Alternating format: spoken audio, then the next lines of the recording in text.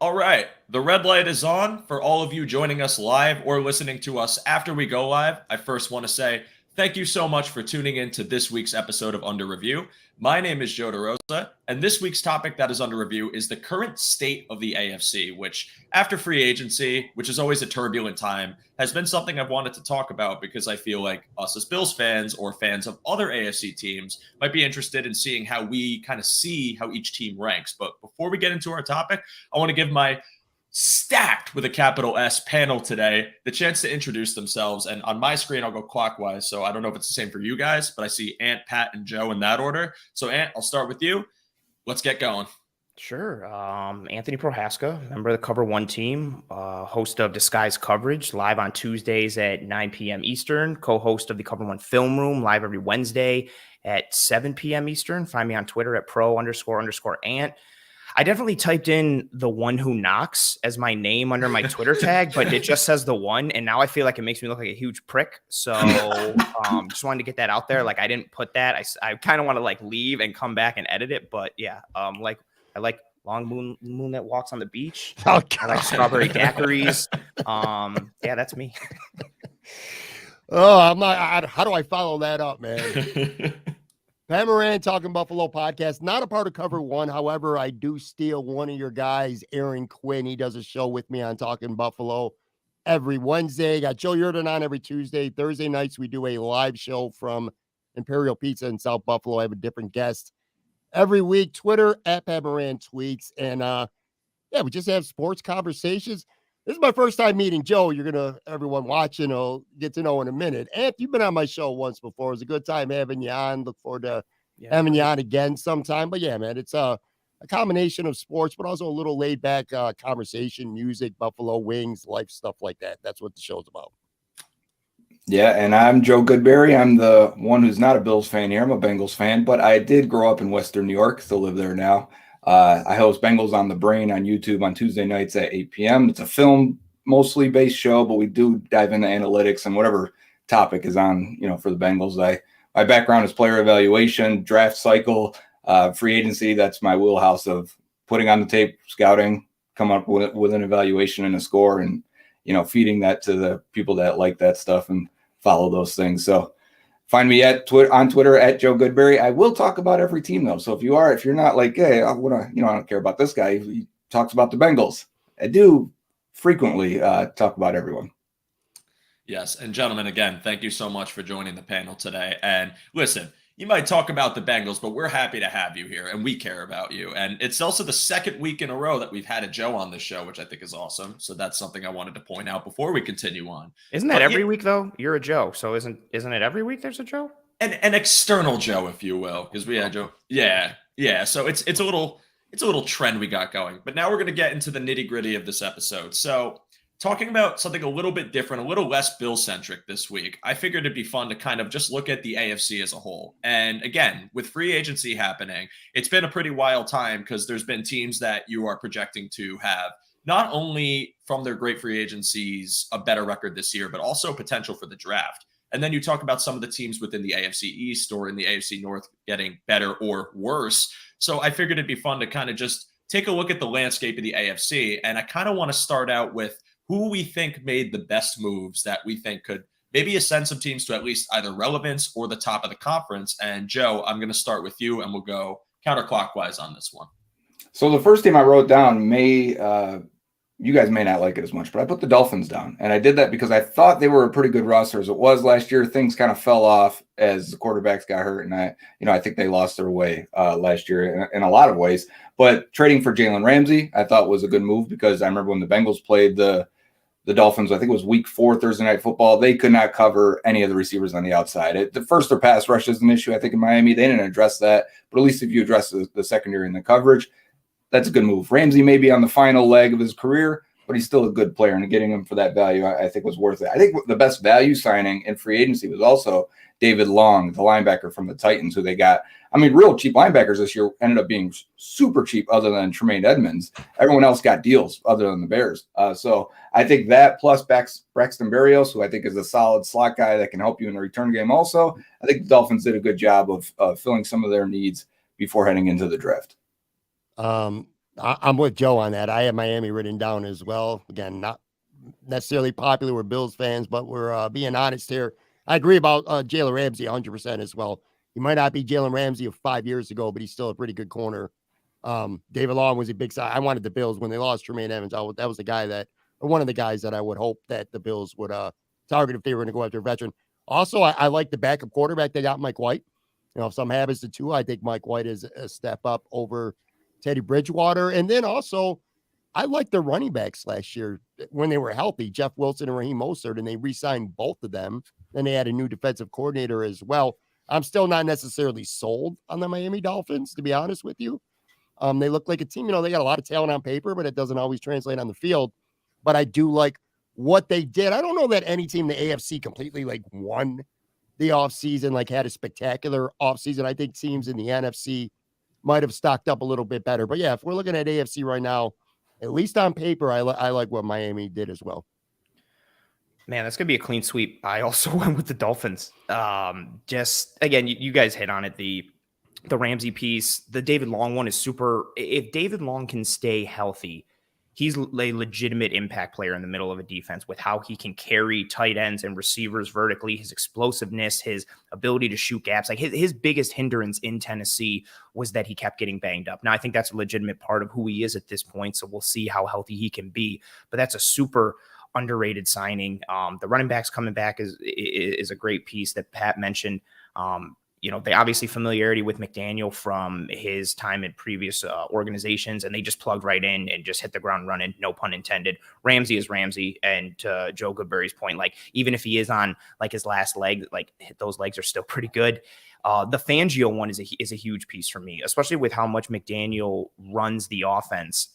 You now bring in a guy for the defensive side who has a strong track record, but who also can kind of own that piece, similar to kind of like what Wade Phillips did initially for Sean McVay when he was with the Rams. So now you've got somebody who is known for kind of being able to own a complete side of the ball, how good he is schematically and with the X's and O's and everything, you know, being one of the main reasons that teams started to find that blueprint for the Sean McVay Rams teams. You know, he used that 6-1 front against them when he was with the Bears, and then the Patriots took those dials and turned it up like crazy into the Super Bowl and really jacked up everything that the Rams were trying to do on offense. And I think coupling that with today's natural trend towards moving towards too high coverages, which Fangio is at like the kind of source point of that tree, and then also his ability. He used a lot of man coverage his last couple of years in Denver, especially in 2021 when they brought in Patrick Surtain II. They had the most man coverage in the entire year that year. And now you've got Ramsey. I know you've got Xavier Howard, who isn't what he used to be, but he can still function. And then you've got all those fun safeties on the back end. Their attack style of defense coupled with the man coverage that they like to play, whether it's cover zero blitzes or cover one, I think it's a really good, strong match kind of made in heaven for them. And it also helps out McDaniel, kind of lessens his workload a bit. And that one is like a huge signing for me, especially when you go, I remember reading in an article, I think last year, and they asked like Sean McVay and Kyle Shanahan and Matt LaFleur and stuff like, you know, whose defenses are the most difficult to read and attack? And they all unanimously were like Fangio defenses, Fangio. So I think that could be a huge piece from an off the field perspective that could translate on. Yeah, I absolutely agree. I think Miami right now, as far as stacking up after free agency, is a complete team. You really can't pinpoint too much of a weakness with them. I think every team has flaws. There's going to be something you can look at on paper that could say, all right, maybe this could be exploited to some degree. Like Tua's health is the one thing that I think is the biggest caveat to their success, because if Tua goes down again, first off, you don't know if Tua's going to play again, if it's severe enough, if it's a concussion. Second, are you actually trusting Mike White? Now, Mike White had shown flashes, but for me, it was nothing where I would say this guy is going to be a bona fide stud in this league. I think it was just the best of a bad situation getting a claim because they were so desperate to have someone capable be under center. But you look at Jalen Ramsey, you look at, you know, people wanting to write him off, but he's far from being written off. He's still a viable corner. He can play both sides. He could play a zone or man. You have Fangio, who came in and is going to completely revitalize that defense. And for me, I wasn't when I talked to Dolphins fans, it was kind of a mixed bag on whether they wanted to retain their current DC or move on. It's seldom that you kind of have that situation where you feel like there's someone that you could justify keeping, but they go and you actually upgrade. But that seems to be what they did. And they're a team that just on paper has everything going for them. They retain their good running backs. You have McDaniel, who now, with the running backs he had in San Francisco, can just further develop that offense. You still have Tyreek Hill, Jalen Waddle. Again, I think it was Joe or Pat who mentioned it. Berrios coming in. They are a tough team, and they're going to be a threat for the AFC East. I want to, before we go on to the worst moves, also address just a couple of other teams and kind of get your guys' opinion. So one of my underrated teams, even though it didn't seem like they did too much, it's kind of something that they did last year, and it's going to benefit them greatly this year, is the Jaguars. Now that you're adding, Calvin Ridley, I almost forgot his name. That offense is absolutely dynamic, and you're having Trevor Lawrence step into year 3. So now you have him with a capable offensive line, ETN. Now you have Kirk. Now you have Ridley. Now you have, I think, I'm blanking on the third, Zay Jones? Yeah, Zay Jones. So Bill's legend. Yeah. And, he took a step forward too. It's a complete offense that I feel like doesn't get enough praise. And it's not to say people haven't spoken about them, but I think they're a team that's not only going to contend for their division, but actually be a viable contender just in the AFC as a whole. And you saw flashes of brilliance in that Chiefs game where you thought they could actually upset them. And yes, Mahomes had the injury, but I'm curious what you guys think about the Jaguars. And I'm going to start with you, Matt. Well, I think we'll start with what they had last year when I think everybody in the world mocked them for how much money they threw at Christian Kirk and Zay Jones and that whole squad. But at the end of the day, they increased their floor tremendously for that team and that unit. And then they went to the playoffs, and I could have legitimately, if they don't drop that pick against Chad Henne, and if they don't have that fumble in the low red zone, like there's a chance they could have beaten the Chiefs in that game. So like that's a team that just being able to go, I'm not a big moral victory kind of guy, but being able to kind of, even though Mahomes got banged up, but going into Arrowhead and giving the Chiefs a little bit of a run for their money, like that's such a good starting point for Doug Peterson's first year with Jacksonville. I'm interested to see what they do with the offensive line, losing Jawan Taylor. I like the addition of Dearness Johnson to that backfield, especially somebody who can complement Travis Etienne a little bit. And he's another dude who's so explosive, but is often injured in like little ways, gets banged up here and there. But if he stays healthy, he's a fun guy. They're a team on the rise with what they had last year. And I think you come into this year and you see, okay, what do you get from Trayvon Walker in year 2? What do you get from Devin Lloyd and Muma at the second level? Can you help that secondary a little bit? I'm interested to see what they do in the draft. And again, how they continue to insulate Lawrence on the offensive side of the ball. But you've got an experienced head coach who's won a Super Bowl and had a successful run in Philadelphia. You've got a really tremendous young kind of like the one. Trevor Lawrence is one of those quarterbacks that was like has been the one and been like the anointed quarterback since he was like 5 years old, it feels like. Mm-hmm. And so you've got that generational type prospect, all these fun pieces, good vibes coming for your second year under Doug Peterson after going to the playoffs. And it also helps that the AFC South is garbage from what it looks like on the outside. So I think there's a lot of positive vibes to build on in Jacksonville, both on the field and off the field. And they have some draft resources again this year to continue that momentum. They were a nice story last year. I would say going into this season, they're the favorite to win the AFC South. Mm-hmm. And, a really weak division. And you mentioned it, Matt Walker and Josh Allen. It's about the defense. I don't think they're going to want to win every game 40-35. They might have to with the defense. But, yeah, man, they got a lot of weapons. Calvin Ridley will be a real nice addition. Yeah, I don't look at them at this point as a surprise team right now, though. I look at them. I don't think they're on the Kansas City, Cincinnati, Buffalo level, but I think they're pretty firmly entrenched as the favorites right now in the AFC South. They got a good team for sure. The only guy I'll add that they lost was Arden Key, who I thought gave them a lot of quality snaps. Yeah, I mean, he kicked inside. He would kill guards with his athleticism and then that length on the outside. He gave a lot of tackles, quality tackles, guys I thought last year. I watched a lot of tape on him because I thought he'd fit the Bengals really well and was really impressed with Arden Key. So that would be a loss for them. Right. So I think coverage, defense, are they going to get a corner in there somehow? They really couldn't. They're up against the cap, after tagging Evan Ingram, who I think is a great fit for them. Right. I mean, in all their drag routes and stuff where you're going to make them run after the catch. That's what he is. Don't make him run anything complex, run across the field, make a catch, try and do something after the catch. Attack horizontally with him. That's what he does. Right. So it's a great fit for him, but they really are up against the cap, and it's going to come down to their draft class. But I'm with you guys. I think the division's pretty much a joke. We'll see the Texans will probably draft a quarterback, so maybe that'll propel them into competitive level. If that's this year or next year, whenever, the Jags should be firmly favorites there. Yes, I agree with that. Houston is a team that I think could surprise people, but we'll get to that in a little while. I also wanted to give the flowers, even though it's a team that we shouldn't like. But I think even though it hasn't been finalized, the Aaron Rodgers trade to the Jets is something that should be discussed. And it is a team that is coming off a great year defensively. I think Robert Saleh is a very good head coach. You bring in Nathaniel Hackett, who's now working with Aaron Rodgers. He has Garrett Wilson, Alan Lazard. I apologize for stuttering, by the way. I think the coffee's just hitting my brain now. Alan Lazard, you have Garrett Wilson, you have Breece Hall coming back off of his ACL injury. That team is loaded with talent, young talent, especially with the draft to boot. Now, I do think they're probably going to end up losing this year's first round pick, but they'll still have their capital in the later rounds to build off what was a very good developmental season for them without a quarterback. You add Aaron Rodgers to that core, I think they're automatically in the contention for the division as well as a playoff spot. So, Joe, I'll start with you on this. What's your take on the Jets? Should this Rodgers trade be finalized? Yeah, I thought the Jets could be a surprise team last year had they have hit on Zach Wilson. Second-year quarterback. The roster looked fantastic last year. I loved what they did with the weapons at running back, at wide receiver. They loaded up on tight ends. The offensive line could have been really good.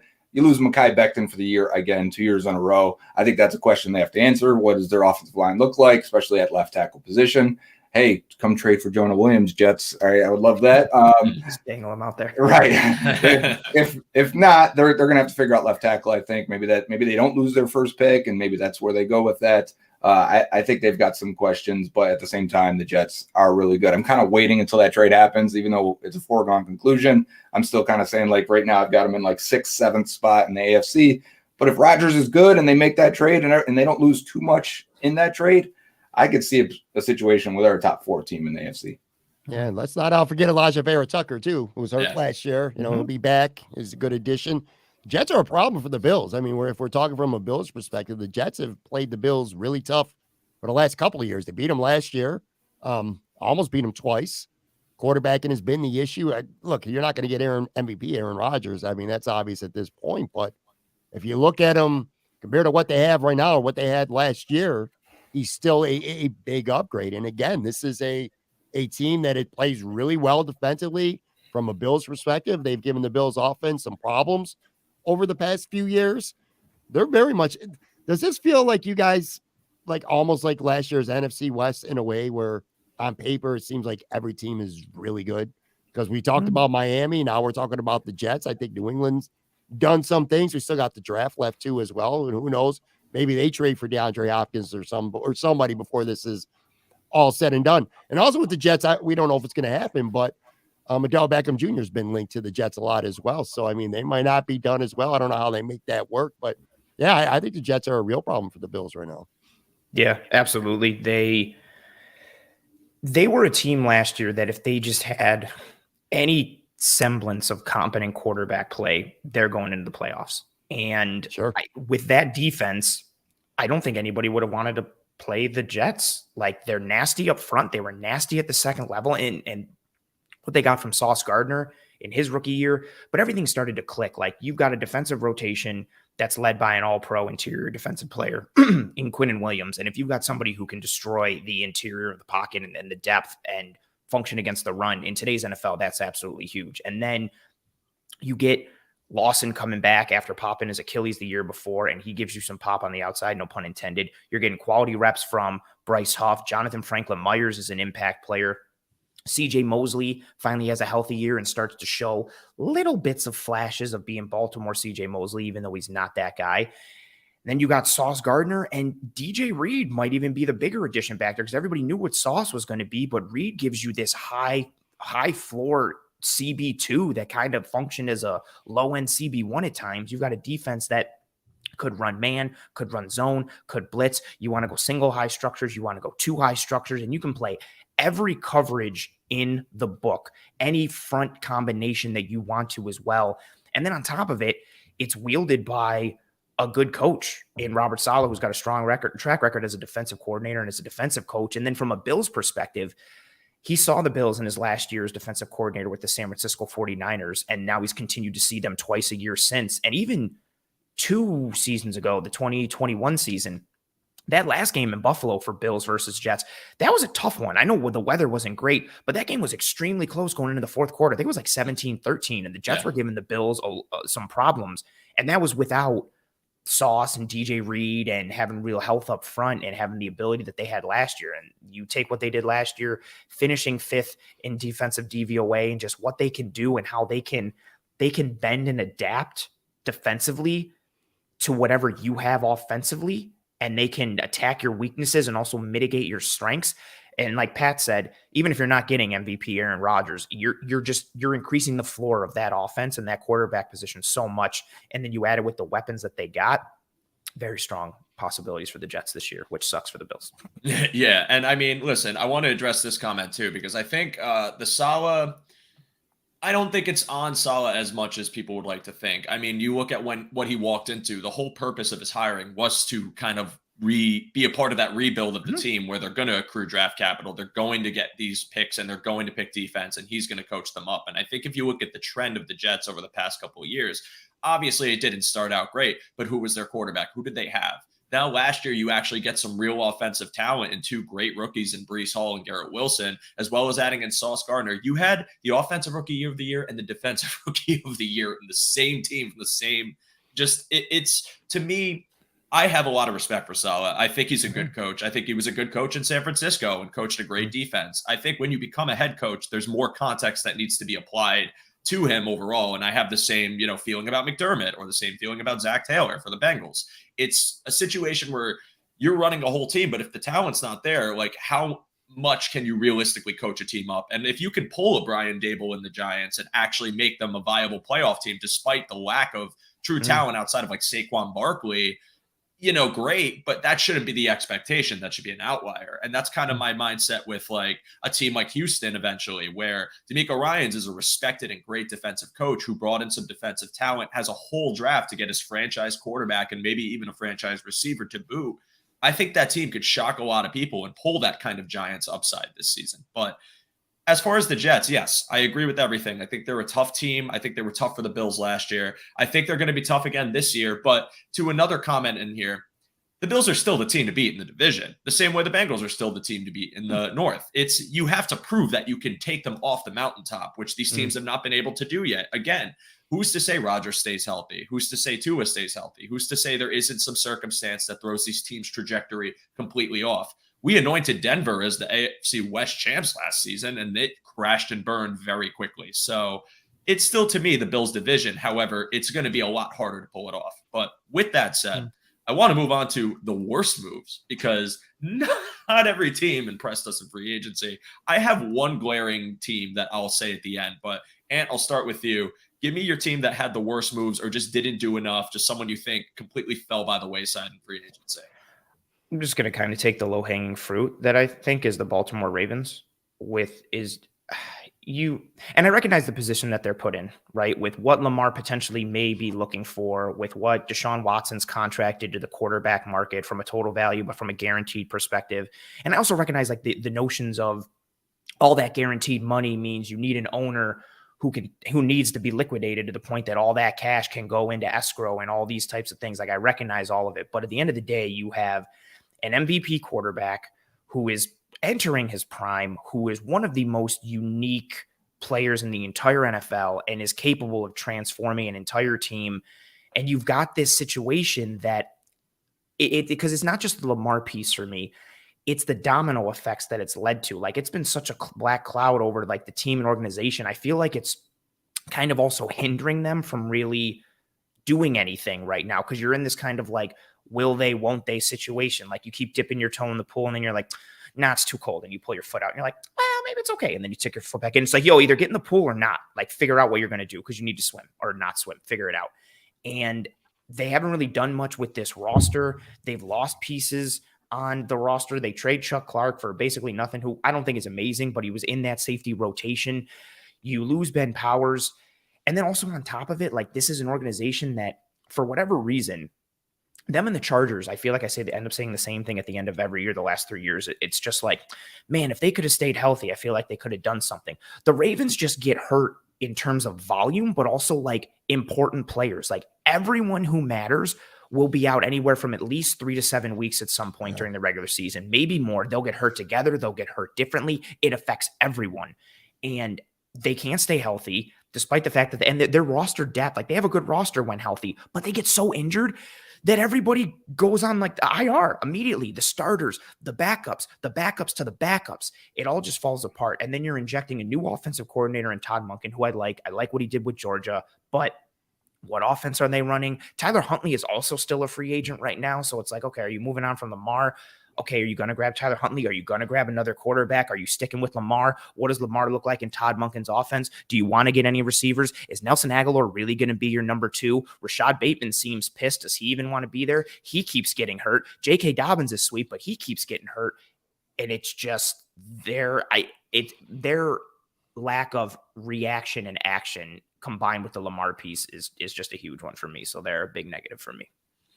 I completely agree. I had Baltimore written down as well. I think I had said everything. Well, I'll throw another team out there, not to that extent. I'm going to be very careful because they're the defending Super Bowl champions and they're still really good. But the Chiefs have lost or will lose a couple. Frank Clark, Juju Schuster, Randall Brown.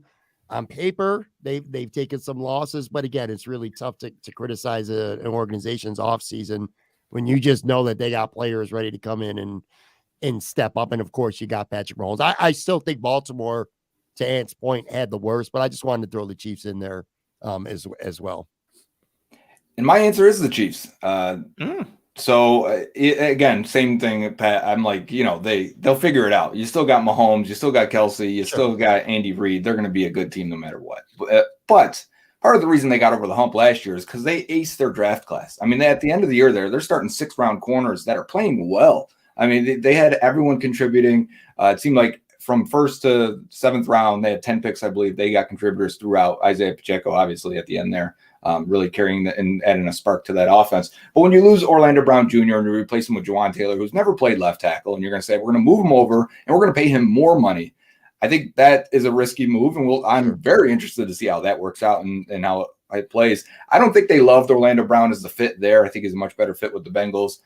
Burrow's going to get the ball out quicker and on time more often, which is going to help him. But then I thought Juan Thornhill was a really good safety, really good ball skills back there as a free safety. They lose him. They lose Andrew Wiley at right tackle as well. They lose Kalen Saunders, Mecole Hardman, and the other guys that Pat mentioned with Clark and Juju as well. All guys that have contributed the last couple of years in some way at varying degrees. But what it does, and this is the part of once you pay the quarterback, how the rest of the roster has got to fall off. Because if you look at the Chiefs, I think they have 6 players that make over $6 million this year going into the season.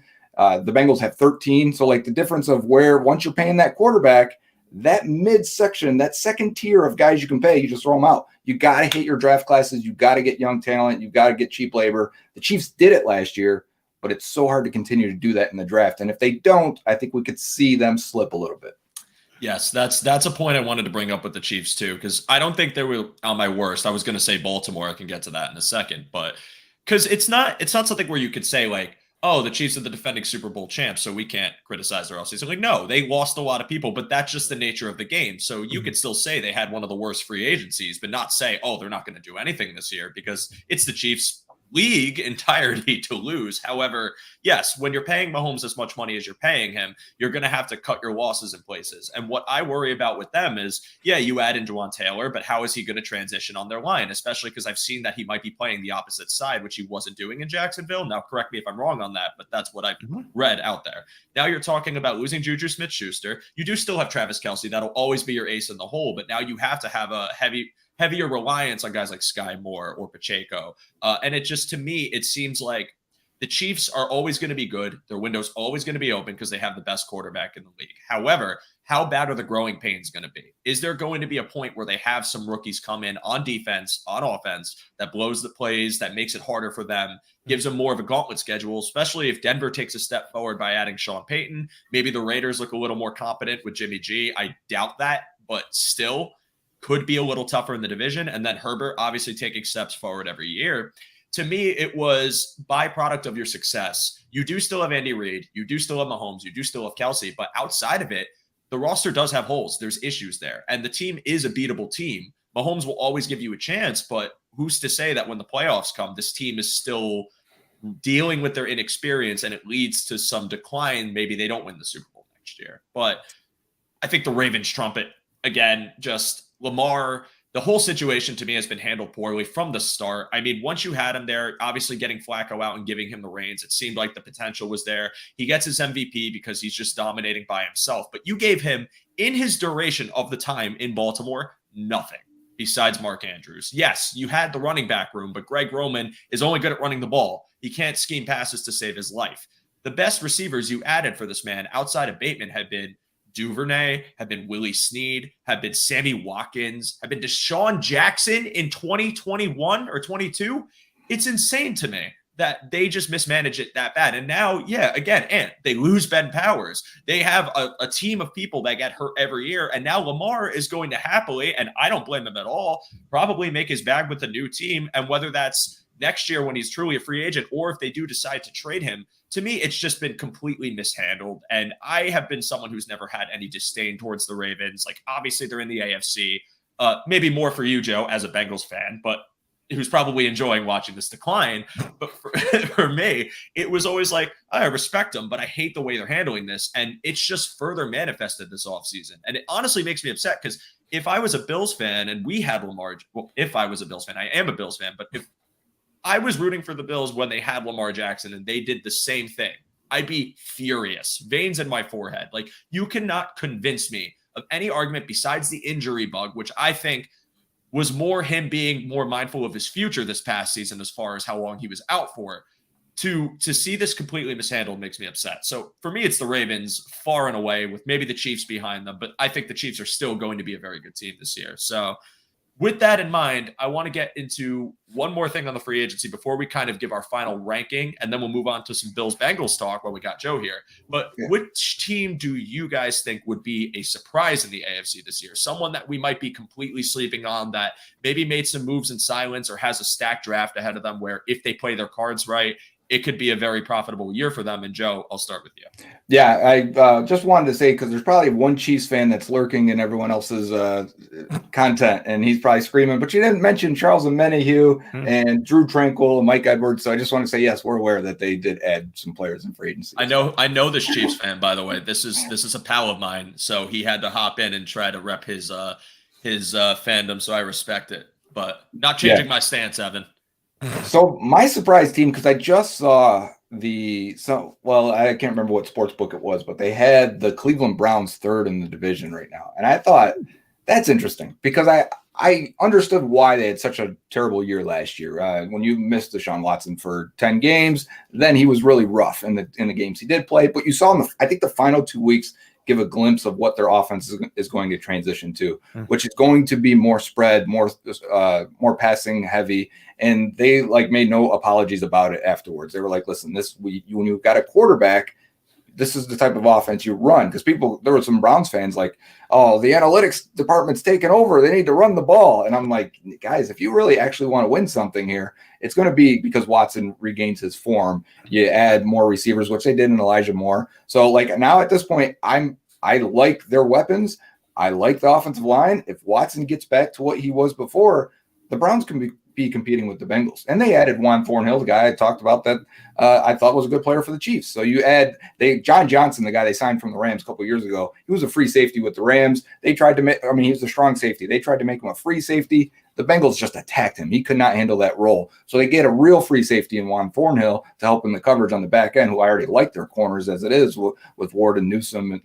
So I think it's a tough team with elite pass rushers up front as well. Whenever you got Myles Garrett, it's going to be a problem. I think the Browns should not be considered anything less than number 2 in the AFC North. And all it would take is Watson regaining form, and they could potentially win that division.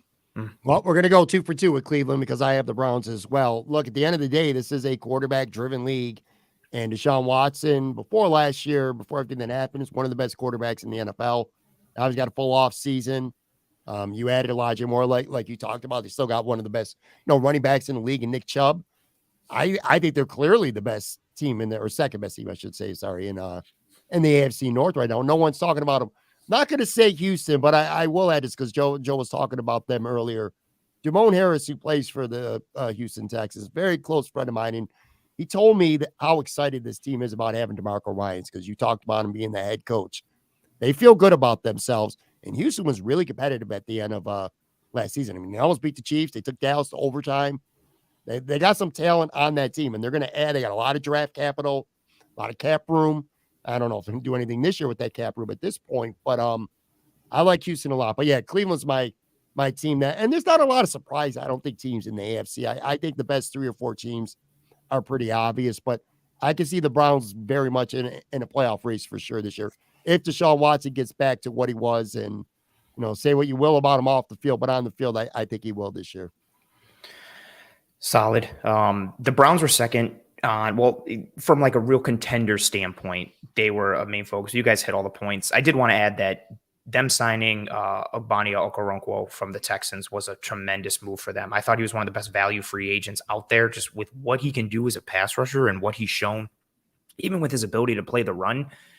I wanted him for the Bills. I thought he would have made a ton of sense for a lot of teams, just given the production that he's had and his skill sets and traits. And now you put him opposite of Myles Garrett, and on a defensive line that also added like Dalvin Tomlinson is a nice piece. Like, I like what they've done as a team. I am going to go with the Houston Texans, though, just as a team that, again, in terms of being like a surprise team or a good team versus like what they were in the previous year. The Texans obviously had the second worst record in football, but they come into this year, Pat, you mentioned it with DeMeco Ryans, tremendously strong track record as a defensive coordinator, and we'll see what he's going to be as a head coach. But as a DC, I mean, he was one of the hottest names out there to become, a new head coach in the NFL.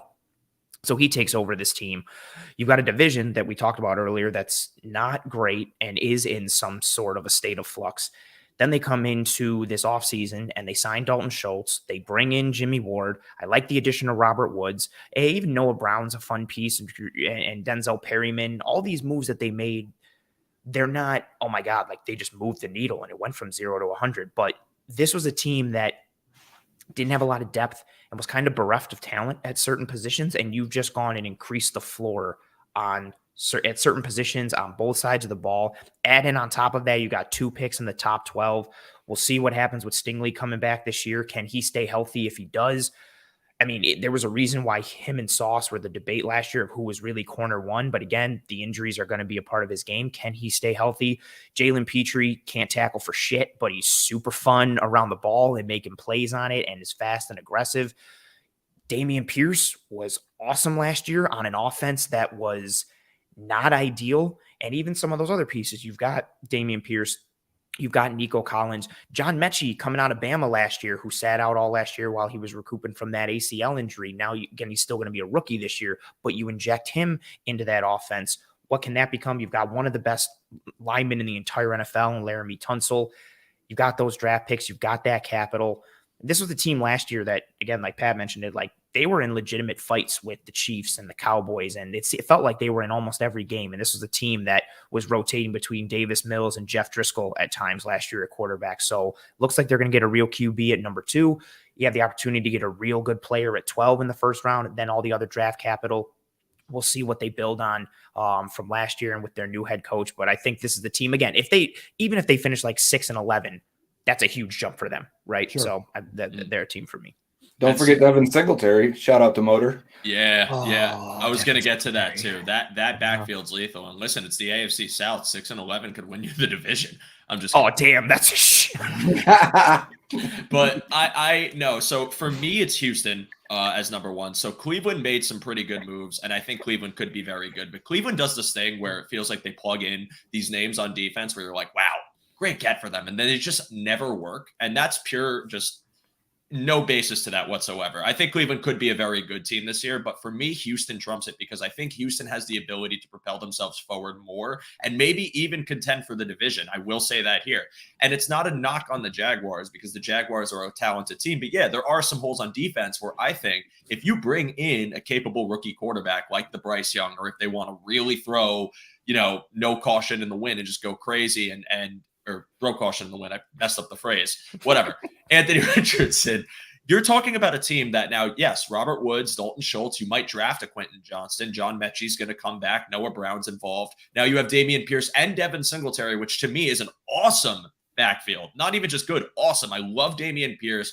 The dude cannot be brought down by anybody. Some of the best contact balance in the league. I think Singletary has those same traits. Singletary just, in the Bills offense wasn't really the feature back because I don't think a feature back really existed in the Bills offense. So I think if all of these boxes check for the Texans, if they have a good draft, if the offense clicks, DeMeco Ryans gets his defense playing out of their mind, which I think he's going to, I think, again, you're going to see a similar situation to what you saw with the Giants last year, where it could be a team that wins 9 or 10 games and completely shocks everybody. Maybe in their division, they go toe-to-toe with each team, maybe split with the Jags, maybe even sweep a couple of the teams.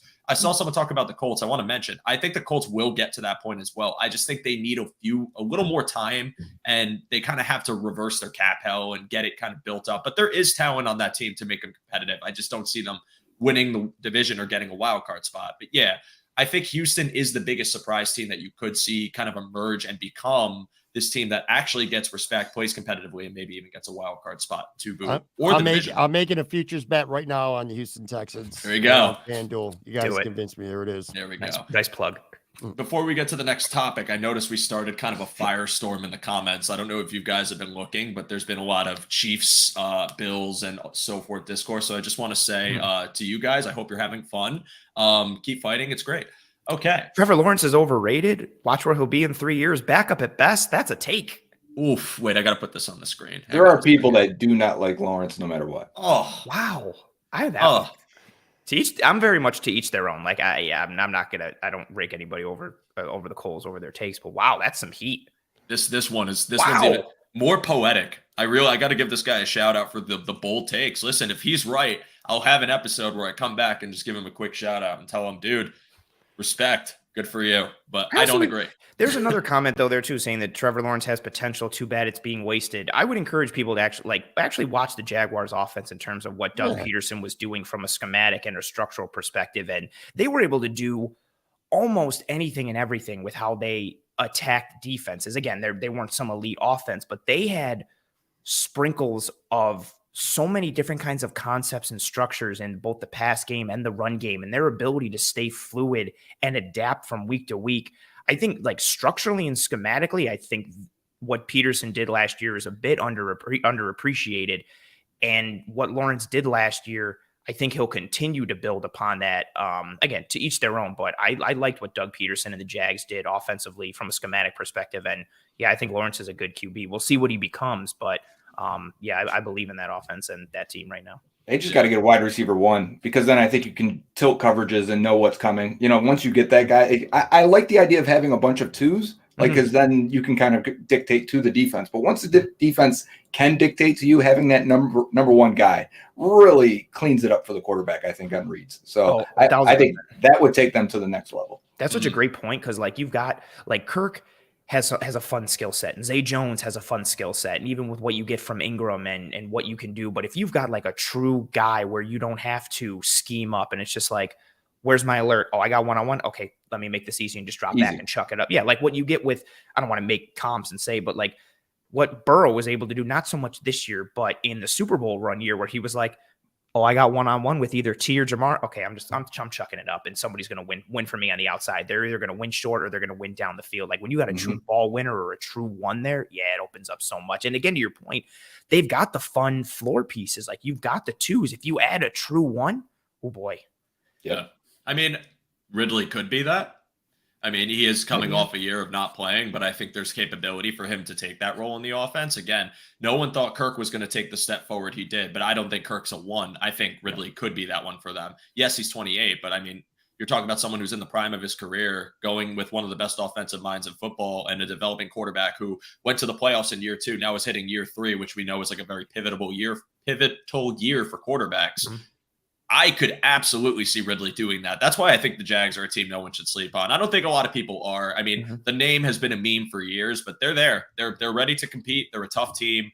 Defense might have some holes, but they're going to put average, maybe late 20s, 30s points. At least I could see it. So before we move on to our Bengals and Bills talk to close the show out, I want to ask you guys just if you had to make a ranking or see who you could see as your top teams, playoff teams in the AFC this year. And Joe, I'll start with you because I did Ant twice by accident, so I apologize about that.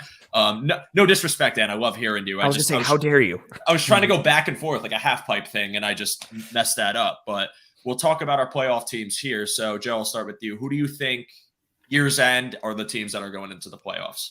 Yeah, so I don't have too many hot takes this year. Like last year, I had the Jags and the Jets above the Titans. Like I thought year 2 opportunity for quarterbacks to make that leap ended up being with the Jags. Did not happen with the Jets, but I thought their roster would be good enough. So like I'm usually on that where the Bengals were plus minus 6.5 wins the year they go to the Super Bowl. I'm like, listen, year 2, if you truly believe in that quarterback, based on history, you compete. There's nobody like that this year in the AFC. What is Willis for the Titans going to do that? I just don't see it happening. There were no quarterbacks really. Maybe it's Kenny Pickett for the Steelers. I like what the Steelers did on the offensive line 2 years in a row now. Seems like they're getting that together. Maybe they're the surprise team. Mm-hmm. They always seem to be at least at 500. So all Pickett has to do is hit one more level in his game, and next thing you know, they're competing. But I don't even have them in my top 7 either. So I've got 8, 9, 10 teams listed here that I think can make the playoffs in the AFC, and it doesn't include the Steelers, so maybe they'd be 11. I'm just going to go with kind of how it feels like it's the same teams at the top again with Chiefs, Bengals, Bills. Put it in that order because of how it went last year. I'm not going to change it. Why would I? They're all going to play each other again. We'll be able to hash that out as the season goes. Mm-hmm. I got the Jags winning the South again, slotting them at 4th. And then I still like the Chargers a lot. I think the Chargers went full Chargers in the playoffs and lost in Chargers fashion. You never go for Charger. as they tend to do. And so I still think they're a good team, but I'm putting Browns at 6th. I think they're better than the next grouping of the Dolphins, Broncos, Jets, and Ravens because I don't know what's going on with Lamar yet. But then I would probably say the last team is the Steelers. My top 4 is the same. I got the Chiefs first. Look, end of the day, best quarterback, best coach, best tight end, who they use the best. And we talk about this rookie class that they drafted last year. It's not like these rookies contributed last year and they're going to go away this year. They're going to improve and they're going to get even better. I still like the Chiefs until proven otherwise. I like the Bengals a lot. Love the Bills in the AFC East. Tough schedule though. The division is going to be tough this year, and they've got a couple tough road games. Play at Philly, play at KC, play at Cincinnati. They might drop to the 3 seed. I like Jacksonville in the AFC South. I got the Jets as my first wild card team. I think the Jets are going to be better than Miami this year. I don't know if that's a hot take or not, but I think the Jets are going to have a better record. But I have both teams in the playoffs. And then my last team, I got either the Browns or the Chargers. One of those two teams. I'm not sure. We talked, or at least I talked about Cleveland a few minutes ago. I think Deshaun Watson is going to be back and good. And I think that team's going to be in the mix. I'm in a similar boat with the top 4. Chiefs 1, Bengals 2, Bills 3, Jags 4. Something I do want to mention really quick, the thing that I've really been harping on this offseason for the Bills roster is kind of the lack of top tier talent they have holistically. And I tie that back to the misses they've had in the 2nd and 3rd round. And I want to juxtapose that with what the Bengals have had in the 2nd round. So if you look at the Bills' day 2 picks, so rounds 2 and 3, and some of these are hits. It's varying, but Harrison Phillips. So this is under the Brandon Beane regime. Harrison Phillips, Cody Ford, Devin Singletary, Dawson Knox, AJ Epinesa, Zach Moss, Boogie Basham, Spencer Brown, James Cook, Terrell Bernard.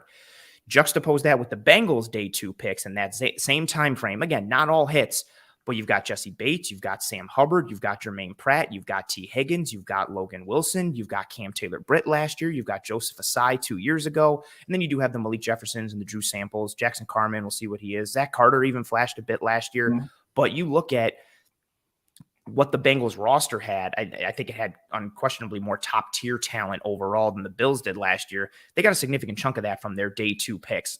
I just don't think it can be understated. The Bills have a good roster and a deep roster, top to bottom, but that top tier doesn't have the same scope that a lot of the other top teams do that they're competing with, especially in the AFC. So I just wanted to sneak that in there. But yeah, I got the same top 4 as you guys. I really don't know how the rest is going to fall. I think we're all kind of in the same boat. Like right now, I'm just going to assume, I don't want to assume injury, even though it can be in there. I'm going to put Miami at 5. I'm going to put the Chargers at 6. And then I think it's but I think it's really a dogfight for like 5 through 7. Miami, the Chargers, if Lamar stays and things can be mended a bit, Baltimore's in that conversation. The Jets are in that conversation. The Browns are in that conversation. Then obviously the AFC East could get thrown into a state of flux as well. Like I still think I'm very much of, I'm a wrestling guy. And so Ric Flair, to be the man, you got to beat the man type of deal. The Bills are still the man in the AFC. But if you told me the Jets won this division this year or the Dolphins won this division this year, like I wouldn't, are you kidding? Like I wouldn't be shocked at that because I think they have good rosters. And if they stay healthy, similar to the Bills fashion, I think it could be a dogfight in that AFC East. But right now I feel like the Chargers are cursed, but I'm going to go with the Chiefs, Bengals in order. Chiefs, Bengals, Bills, Jags, Dolphins, Chargers, Jets. I'm torn with that last couple between the Browns being in there as well. It's going to be tough. I hate again that like, even now that the Bills are good and they've got Josh Allen, of course, they're in the conference that has a ton of great quarterbacks and a ton of great teams. Like, of course, like and even the division is stacked now. Like this isn't taking anything away from the Patriots, but the AFC East sucked forever. And now the Bills are good. And it's like, yeah, but guess what? The AFC is also going to be stacked. And then the conference is stacked. And you've got the Chiefs and it's just, like, even putting this together, I was like, man, I hate the AFC. Like, it just sucks. And then who knows, maybe even if Sean Payton can turn around Denver's got some good pieces. Does Denver make noise? Like the Raiders had a bunch of stupid losses last year. They could have legitimately been fighting for a playoff spot at the end. If they turn some dials a little bit, what do they become? Like the AFC is just, even the teams that suck in the AFC are like kind of fun and could be something. So it just sucks for the Bills. I have a bunch of friends who are Patriot fans. I went to school with them and I asked them, why is it that after Brady leaves, it's when everybody else becomes good? And my friend said it's because Brady left. It is not because Brady left. Teams are like organizationally getting better now. And it drives me insane because you mean to tell me in the entire Tom Brady Patriots era, no one could figure it out besides the Colts or 1 year the Ravens or the Steelers 1 year? Like no one was able to be as competitive. And now Brady leaves and we have Allen and we're excited. And now everyone's good. Or the Bengals get Burrow and now everyone's good. It's really the most stacked I've seen the AFC in years. And you can make a case maybe even ever. Like even just with how things fall too. Like think about like Burrow shows flashes and then gets hurt. And then it's like, oh, cool. We'll just like grab Jamar Chase. Even with what happened with the 49ers, right? Like the 49ers were a good squad. Everybody would get hurt. And then it'll be like, okay, cool. Now we're a really good team with a top 2 pick. And the Cardinals want Kyler Murray. Okay, cool. We'll take a Bosa. Like just, you need so many things to click. And the fact that all those things kept clicking for the Patriots year after year after year, starting with the Tuck rule that isn't, I'm getting off track. That's so stupid. So dumb. Listen, and listen, we haven't talked about the Pats much. I don't think the Pats are going to be a bad team by any means. When you have Belichick, you'll always be competitive. Adding Juju, adding Mike Gesicki, curse you Patriots, by the way, because I wanted Gesicki on the Bills as that big slot, which is completely unrealistic, but I thought, hey, maybe. They're still going to be tough. Like, they're always going to be a team that's going to be a thorn in the side. Yes, I don't think Mac Jones is elite, but I think we don't talk about enough Bill O'Brien coming back and talking about what they could do in the draft and how that offense could kind of transform into be something much more viable than last season. And that team was a Bills loss away from being in the playoffs. So I'm not going to discredit the idea of the Patriots going, but I do think when you talk about teams that have grown and gotten better just on paper from free agency, teams have passed them in that regard, but it's not to say they won't be competitive. Also to note, AFC East plays the AFC West this year, so it's a gauntlet for everybody. It's not just the Bills. The Jets have to deal with it. Dolphins and Patriots all have to deal with the Chiefs, Chargers, Raiders, and freaking, why am I blanking on the 4th team? Broncos, sorry. Good, terrible brain day for me. I apologize, guys. But while we are kind of circling towards the end of our show here, I want to just now reel it into Bills and Bengals talk since we got you, Joe. We had our playoff game. It obviously didn't go great for us. What fantastic for you, so congratulations. It was funny to see that these two teams, after the playoffs had ended for both, had to kind of go through some transitions, with the Bills losing Tremaine Edmonds but managing to retain Poyer. I know the Bengals, who lost was Von Bell and Jesse Bates, and they still have a lot of talent on the team, but there were some losses on the defensive side of the ball. And obviously bringing in Orlando Brown was a huge move for you. So I want to ask you, Joe, and then we'll go back in the panel order. What was your take on some of the Bengals losses this year as far as free agency goes, and what's your kind of outlook for them this season? So the Jesse Bates thing was always known, right? Last year they slapped the tag on him after negotiations fell apart 2 years in a row. I think at that point they said, okay, we're going to tag you. It is what it is. And when the Bengals do that, they draft your replacement like right away. So they're like, negotiations are done. First round, they drafted Dax Hill out of Michigan. He's expected to slide into that role this year. And yeah, you're going to may lose something. Maybe Dax Hill's great, right? But you're expecting to lose some communication and some experience back there. And that's to be expected. I don't think they meant to lose Von Bell. But Von Bell got paid more than they offered. And at that point, when you got a guy who's more of a strong safety, isn't the rangiest, isn't the most athletic guy, you kind of say, where's the value in that? We'd rather bring in someone that's a little bit more athletic. I don't think the Bengals defensive coordinator, Lou Anarumo, was particularly happy with losing Von Bell, because when you're losing both safeties, the Bengals defense, what they're really good at is communication, disguising looks, changing things on a dime, saying, hey, the game plan's not working today. We're going to completely switch everything we've done right now and fool the other team because, we can do that. We feel comfortable that this long being together, playing together, both safeties playing 99% of the snaps all year last year. Those are the guys that they're making the changes back there. So now you're losing both of those. They signed Nick Scott, who started 1 year with the Rams, half a year the previous year when they won the Super Bowl. I don't think he's the player that Von Bell is, but he was the quarterback of their secondary, and he's a highly athletic dude out of Penn State that played some nickels and slot back then. So I think they find an athletic upgrade, a speed upgrade, while keeping a heady guy next to Dax Hill. They also drafted a second safety last year, Tyson Anderson out of Toledo, in the 5th round. They had a 3rd round grade on him. I think they want to develop him and get him into that other role, potentially with Dax Hill eventually. So those moves are what they are. They are equipped to replace him. I think the ones that really may have got them on offense was losing Samaje Perine and losing Hayden Hurst, right? You both guys, they're like, we like you.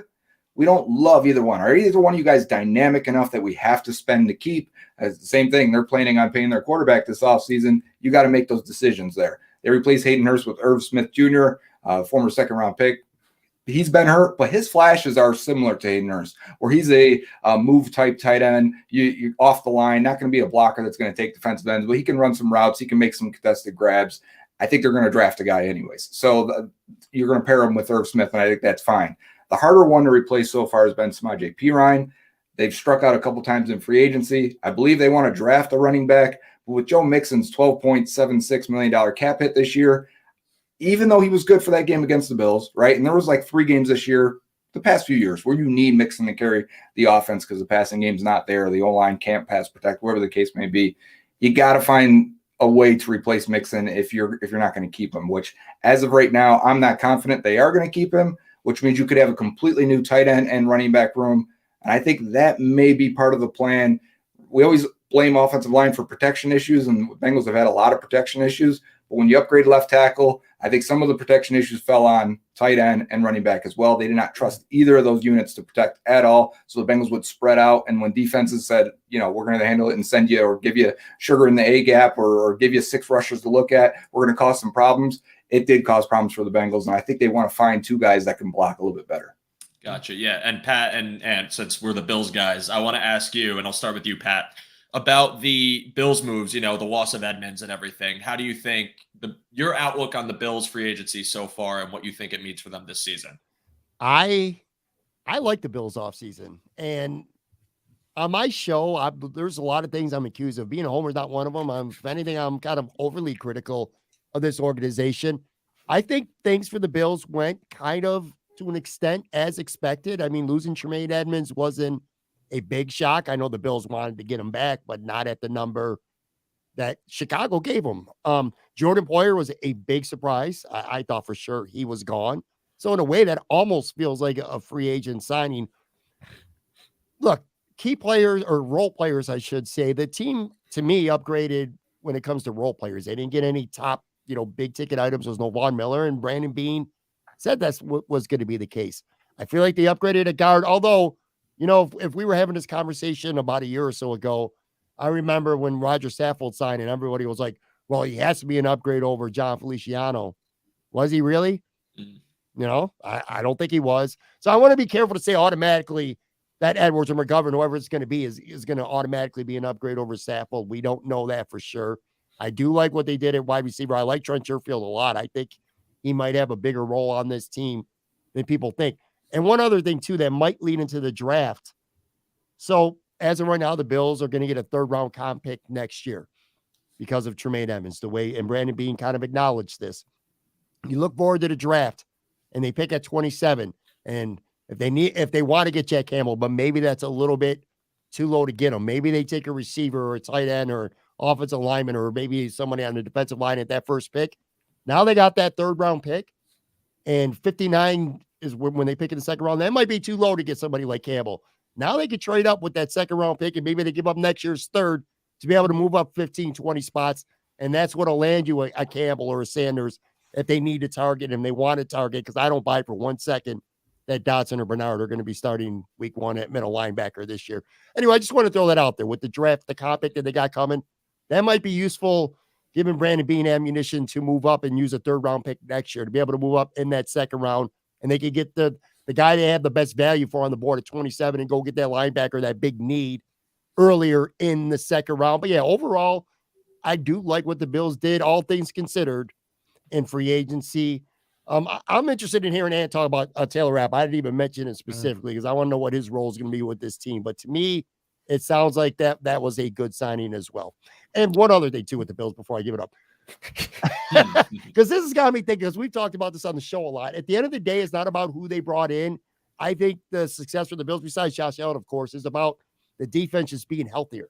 Last year with Micah Hyde and Von Miller and Trey White being a shell of what he was last year. Jordan Poyer playing hurt as much as he did. So I think with the Bills right now, it's about getting healthier on defense more than anything else. Well said. There's a lot to unpack, I think, with this Bills offseason. I think it starts with, like Pat said, the moves. Everything was going to be economical this offseason. Sure. Like Joe Goodberry talked about it earlier, like the Bills are one of those teams in the situation where they paid the quarterback. Okay, so when you pay the quarterback, you got to start to make moves that are more economical. I think the Von Miller move even last year came as a surprise, and going into this year to expect even anything in that upper tier, I don't think was necessarily realistic. I do like the moves that they made. If Hardy can stay healthy, I think he's an upgrade from Isaiah McKenzie. I think he's a bit underestimated as a route runner, but his injury history is a question. Well, Pat mentioned Sherfield. I like what he offers from a bigger bodied guy with a bigger frame. He's thicker. He can block really well. He gives you kind of like a power slot option, but he's also got some speed. He works well in an RPO system, and the Bills do run a decent amount of RPOs. We'll see how he factors in there. Connor McGovern, I like the McGovern signing, not because I think he's going to be an all-pro or a stud, but, going through and watching the tape, I watched 6 games of his last year. I think he just increases the floor of that position. I think Roger Saffold, no disrespect, played probably at like a D or like a C+ level last year. So if you're going from that to like a guy who's just a B- or a B, I think that's an upgrade and that's a win. Edwards has been banged up a bit, but he's got familiarity with Cromer. If he's your depth guy on the interior, cool. You've got some variability with Bates being able to play center. So I like that they worked on that interior a bit this year. I didn't expect this offensive line to go from where it was to being like, well, now they got the best offensive line in the league. But it was like, just shore some things up, give yourself a floor, give yourself some consistency, get off the roller coaster that's been this offensive line with how mercurial it's been these last couple of years. Defensively, I think it all starts with what kind of defense are we going to get from Sean McDermott? My biggest piece because I think Leslie Frazier is a good coach. I recognize the struggles in the playoffs, but this defense on the large scale, when you take everything into account, has been largely successful in his tenure.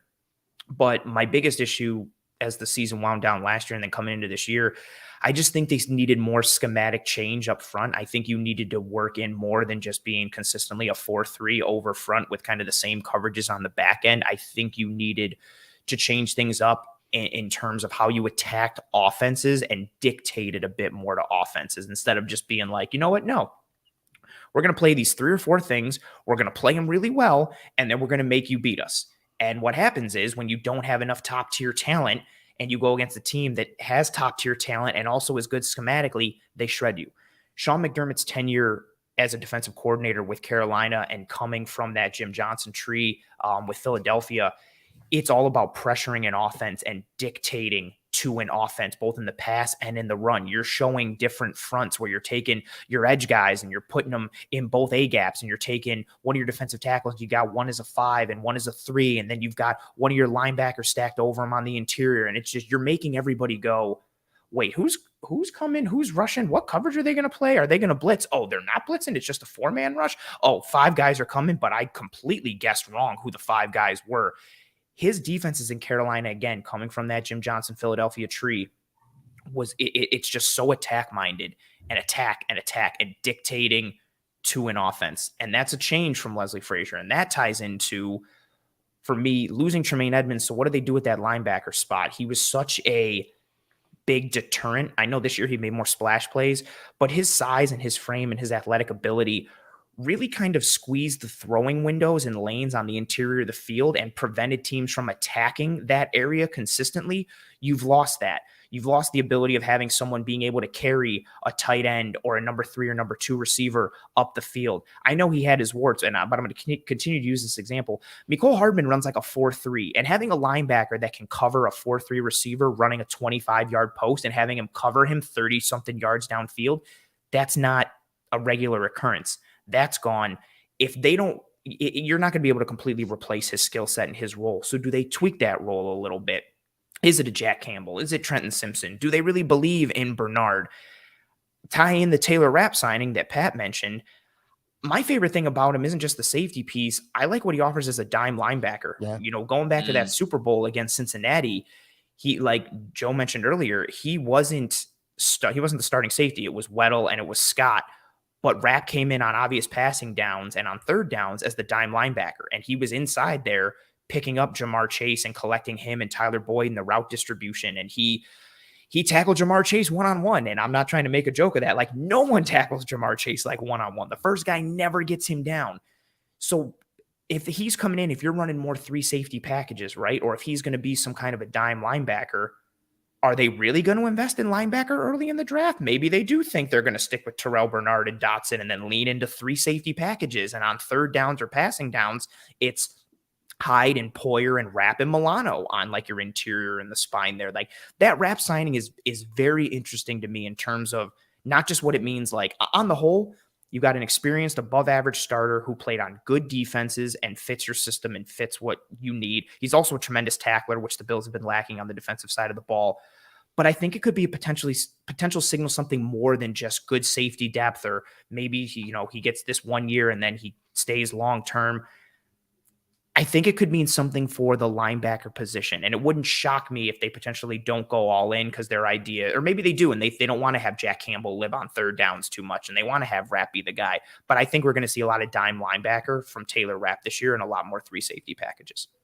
Yeah, the Rapp signing, we've been talking about potentially a defensive scheme change, not drastically, but some tweaks, maybe new sub packages, things that can really change kind of the course of how the Bills defense is seen around the league and give them some new ideas, especially with the loss of Tremaine Edmonds. I think even if you were to take a Trenton Simpson or a Jack Campbell, or maybe even a linebacker later on, that doesn't stop you from still having that scheme change. And I think we're getting more fuel to the fire with the Taylor Rapp signing of that theory being true, as Greg calls it a thickle, I think was the term he used, a thick dime, but kind of a hybrid thing. So a thickle, which I thought was the funniest thing ever. Chris Kepner, Chris from our team, he wants it to be when Rapp comes in, it's called the Raptor package. I but love you spell that. it Rapptor. Yeah, I thought that was great.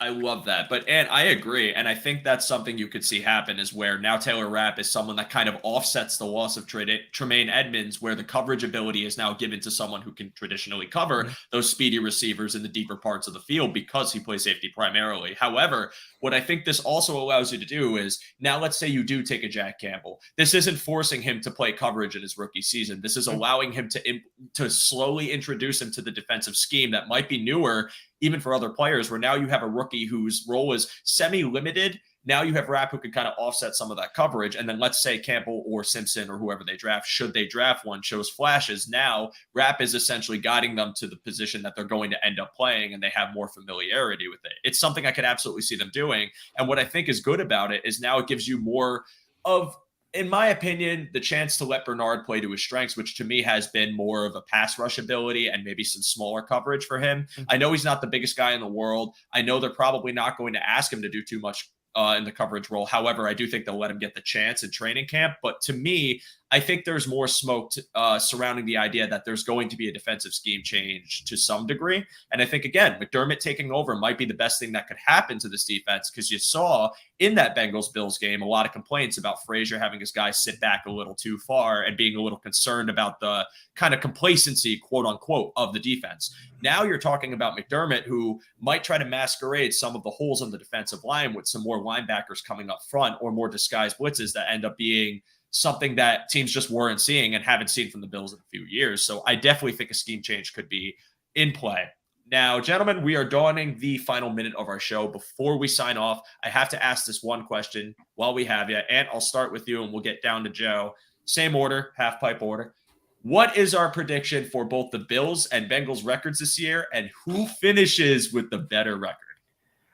I'm not doing it for the Bills because I'm superstitious. I avoid it on every single show I go on to. I still think the Bengals are the better team, so I think the Bengals end up having a better record than the Buffalo Bills. I think they finish ahead of them in the AFC.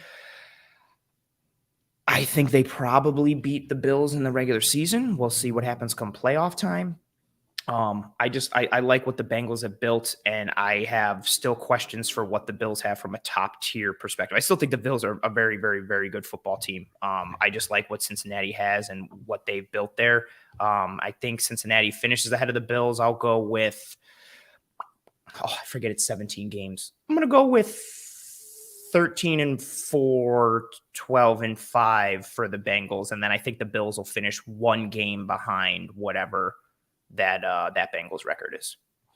I got the Bengals having a better record during the season as well. I also have them at 13-4. You know, real quick too, Brandon Beane talked about not being, or, being bad enough that they were, to be able to draft Jamar Chase. I'm old enough to remember a lot of people criticizing that pick at the moment because the Bengals didn't take an offensive tackle at that time to help protect Joe Burrow. So it's not just the opportunity to pick a player, it's actually picking the right players. So I just want to make sure the Bengals got their flowers for that pick.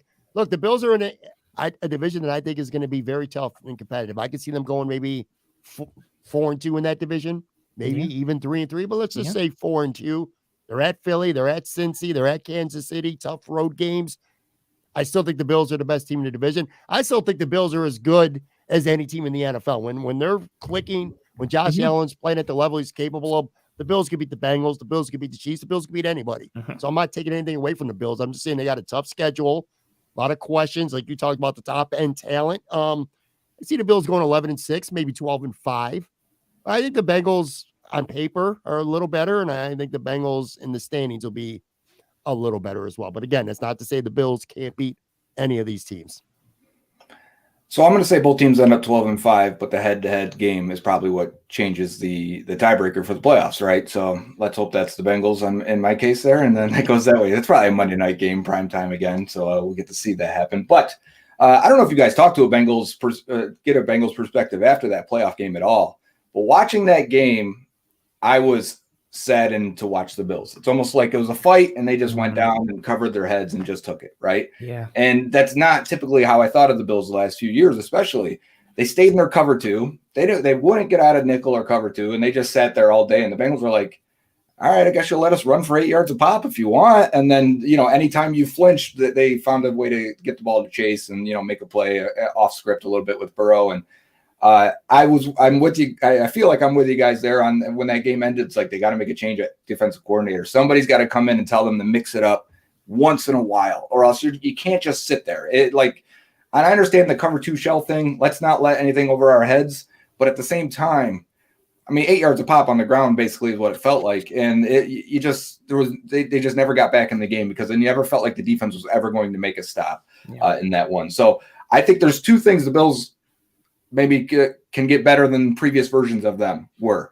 And that's the last two picks last year, Kyrie Elam and James Cook, because I think both add an element that they did not have before. In the secondary, go back 2 years ago against the Chiefs in that crazy AFC championship game, I thought they were slow and they couldn't cover in man, right? We see Tyreek Hill take a slant, go 64 yards down the side. And I'm like, this has to be the slowest secondary in the league. I don't care if you have two all-pro safeties. As a whole, that was slow. Because remember, Trey White was out at the time. He was injured. So you get a guy like Kyrie Elam, who's fast, press man. If you want to do more of that stuff, put him in his element.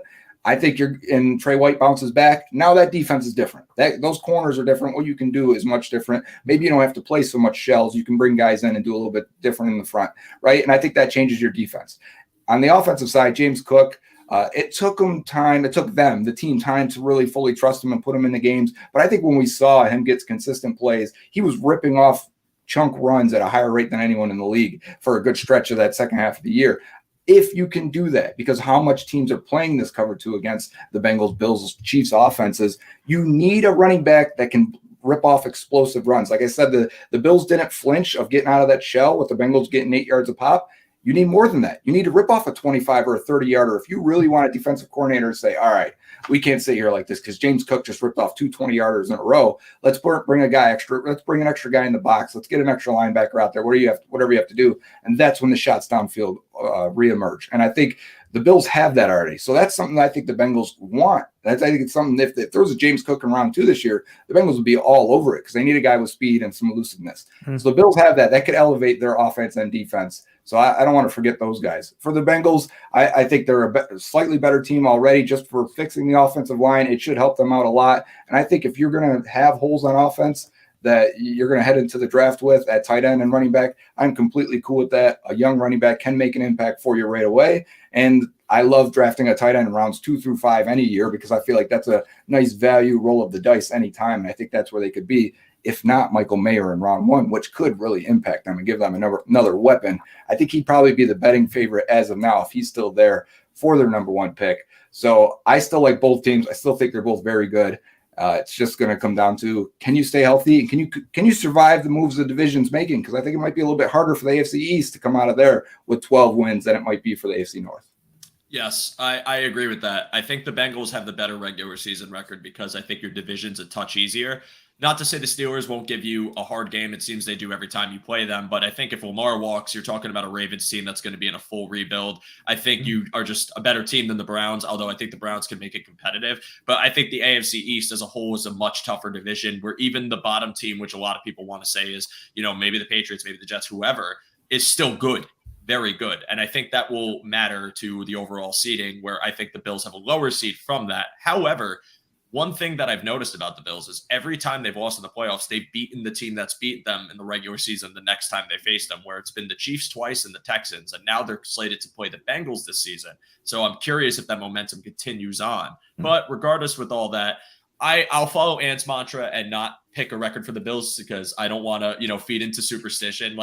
I want to respect it. I don't. Superstition is real, Pat. Don't shrug your shoulders down there. Listen, if my father is probably watching this show and he and I have very specific things about the Yankees when it comes to them. Sorry to anyone who's not a Yankee fan. So I follow his rule and I'm very superstitious with the Bills. So I'll respect that. But the Bengals, I could absolutely see hitting that, 12-5 or maybe the 13-4 this season. I think they're still going to be great. The losses, to me, don't offset their talent, and I think they'll still be winners of the AFC North and a team that's going to be tough in the playoffs. And when we meet them again, it'll be a very exciting game. But, gentlemen, this was a fun time. I had a great time on the show. To all of you who joined us in the chat, thank you so much for tuning in. To all of you listening to us after we go live, again, I want to say thank you so much for listening to this week's episode of Under Review. And I'm going to start with you, but you guys, if you have anything to plug at all, plug it now and we'll get on. Yeah, thanks for having me. This is for those who don't know, this is the third time I think Joe has tried to set something up. He'd be like, oh, you're able to come on the show. And every time I've been out of town to the point that I thought he was thinking that I was lying and making it up. So I was really pumped to be able to come on the show this week. Thank you very much for having me and for the squad that I'm with. I've been, like Pat mentioned, I've been a fan of his and on his show before, and Joe Goodberry is one of the best in the business for overall football in general. So it was really awesome to be a part of this panel and the show. So 1, thank you for having me. 2, I'm Anthony Prohaska. Find me on Twitter at @pro__Ant. That's pro 2 underscores ANT. You can find me as the host of Disguise Coverage live every Tuesday at 9 p.m. Eastern. Change it up, break down film, advanced metrics, just the pieces that really define the X's and O's and schematic structural pieces of what the Buffalo Bills are offensively, defensively, individual player evaluation, anything tied to again, really the X's and O's and scheme and structure of this team. Then I'm also one of the co-hosts of the Cover One Film Room, live every Wednesday at 7 p.m. Eastern with Eric Turner, where that's fully film based, and we're breaking down schemes and protections and coverages and why this happened and why this player did this. And, during the game, everybody's ripping this coach for doing this, but really it was supposed to lead here. So again, both shows really designed to kind of explaining to you the hows and whys of the Buffalo Bills and football in general. And that's me. I'm not going to plug my show. I'm sick of doing that. Real quick, though, I do want to say I'm a big fan of Cover One. I've learned a lot, whether it's the film room with Ant and Eric. You guys kind of won me over, in fact, with Tremaine Edmonds over the last couple of years. A lot of Bills fans hated on him. Watching the film taught me a lot. Or whether it's Greg and Aaron doing game previews and have a different guest on, or game reviews right after the show. If These Walls Could Talk, I think that's a show on Cover One that a lot of people are sleeping on. It's a great stroll down memory lane. They got a lot of great guests on there. So I just wanted to give props to Cover One. And then this is my first time ever talking to Joe Goodberry. And I'm going to tell you, man, after the show's over, I'm going to hit you up in the DMs. I got to get you on talking Buffalo at some point, because I could spend a whole hour just talking Bengals. It's a team that I'm really fascinated by.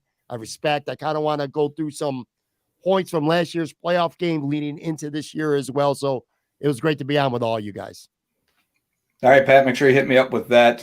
If you follow me at Joe Goodberry, just as it says down there. But the next big thing you'll want, and it'll apply to everyone, is our whole team comes up with this draft spreadsheet, and it'll probably be out after all of the pro days are done, but it takes our film grade, so how we grade these guys on film, but then it balances it. So we use PFF data, we use relative athletic score, we use production metrics that say, hey, I think this guy's a second rounder, and then the whole formula will spit it out and say, I think you should look at this guy in the first, a guy like the linebacker from Iowa, or it'll say, maybe this guy should be in the third round or fourth round. Maybe that's a DeJuan Jones out of Ohio State. So there's a lot of things that maybe you'll take it for what it's worth. It's pointed us in the right direction the last 5 years, but it also helps project what some teams will and won't do. Like the Bills, if you don't test, the Bills won't draft you. It doesn't deter the Bengals, but it does deter the Bills. So it is something to look forward to. Well, gentlemen, once again, thank you so much. And for all of you listening and watching, please check out their content. And thank you so much for tuning in. My name is Joe DeRosa. We'll be back here again, 11 a.m. next week with more content for you. So stay tuned for that. But for all of you, once again, thank you and enjoy the rest of your weekend. We will see you soon. And now the long pause as I end the broadcast.